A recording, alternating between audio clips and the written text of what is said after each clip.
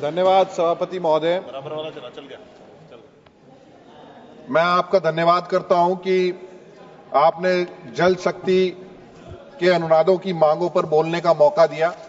मैं अपनी पार्टी की ओर से और अपनी ओर से इसके समर्थन में बोलने के लिए खड़ा हुआ हूं।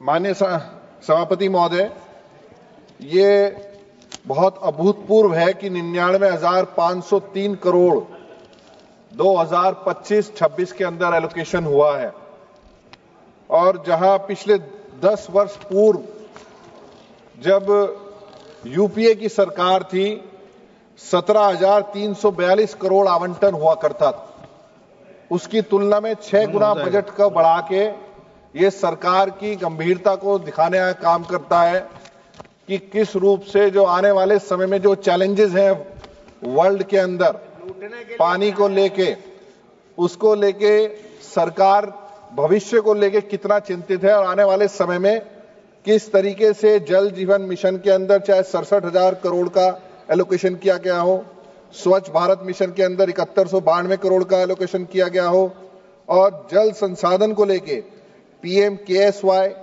नदी संयोजन, नमामि गंगे और अटल भूजल को लेके 25,277 करोड़ का आयोजन किया गया। ये कहीं ना कहीं बहुत ही गंभीरता सरकार की दिखाने का काम करती है। वहीं कुंभ का आयोजन किया गया इस वर्ष, और उसमें महत्वपूर्ण भूमिका केंद्र सरकार और प्रदेश सरकार ने मिलकर सफल आयोजन किया। इसके लिए माननीय मंत्री जी का हम धन्यवाद करने का काम करते हैं।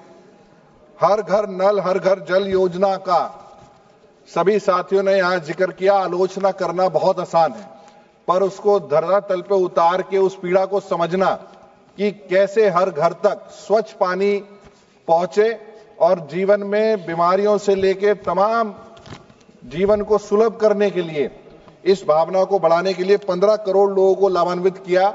ये भी एक अभिभूत कार्य करने का काम किया। स्वच्छ भारत मिशन ग्रामीण के माध्यम से 2019 में ODF की स्थिति और सॉलिड वेस्ट मैनेजमेंट के गांवों को परिवर्तन करने का काम किया। भारत की पवित्र नदियों को पुनर्जीवन नमामि गंगे के कार्यक्रम के माध्यम से आज किया जा रहा है। 2025-26 में 2400 करोड़ आवंटित किया गया है, जो पिछले वर्ष के मुकाबले 20% अधिक है। मान्यवर, में ज्यादा न समय लेते हुए, क्योंकि किसान आधारित हमारा देश है, PMKSY प्रधानमंत्री कृषि सिंचाई योजना लगभग 60,000 करोड़ का निवेश PMKSY के अंतर्गत किया गया है। त्वरित सिंचाई का लाभ कार्यक्रम AIBP के तहत 63% योजनाएं इसके अंतर्गत की गई हैं। वर्ष 2025-26 में 8260 करोड़ रुपए जल प्रबंधन किसानों की आय बढ़ाने में महत्वपूर्ण साबित होगा। मैं सीधा अपने लोकसभा क्षेत्र की मांगों पर आता हूं। मान्यवर, हमारा लोकसभा क्षेत्र गंगा मां के आशीर्वाद हमें मिला हुआ है, और गंगा मां के आंचल में और पूरे देश नहीं विश्व का सबसे अच्छा क्षेत्र है, जहां दोआब की जमीन है हमारी गंगा जमुना की, सबसे मोस्ट फर्टाइल लैंड है। पर वो जब मौसम की जो है मार पड़ती है हमारे पे, उस समय जो है बाढ़ की बड़ी समस्या है।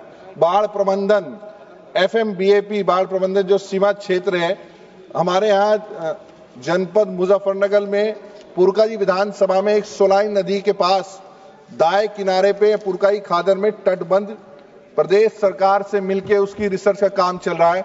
IRI रुड़की ने रिसर्च पूरी कर ली गई है।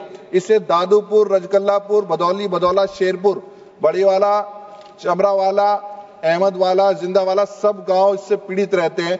मीरापुर विधानसभा का हमारा तौफीर हो, महाराज नगर हो, खैर नगर हो, ये यहाँ पे बहुत महत्वपूर्ण माने 30 सेकंड।